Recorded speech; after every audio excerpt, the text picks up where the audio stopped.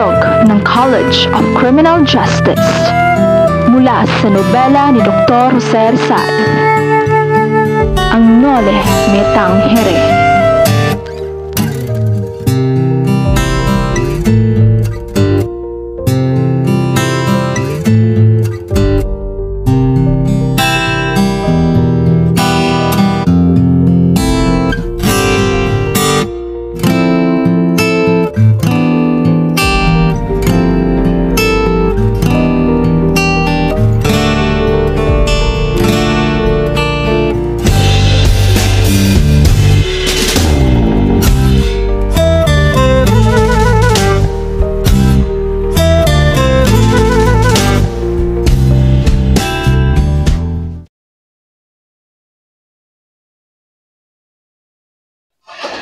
Nang dumating si Ibarra sa Fonda de Lala, ay kaagad siyang umakyat sa kanyang silid.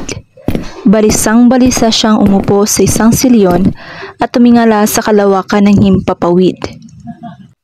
Mula sa bukas na durungawan ng kanyang silid, ay natatanaw ang bahay na nagliliwanag sa kabilang ibayo. Nanunuot sa pandinig ni Ibarra ang himig ng tugtugi ng biyolen. Nahikayat sana siyang magmasid sa pagdiriwang at sana'y makita niya ang magandang pakitain. Isang napakaganda at mayuming dilag na nakadamit Filipina. Isang dalaga lamang ang parating laman ng isip ni Ibarra. Ito ay si Maria Clara, nakakarating lamang buhat sa Biaterio.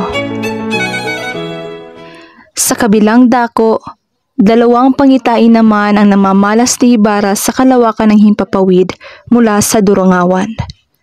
Ang una ay isang lalaking naghihirap sa bilangguan, ang kanyang ama, at ang ikalawa ay isang binatang maligaya sa ibayong dagat na walang iba kundi ang kanyang sarili.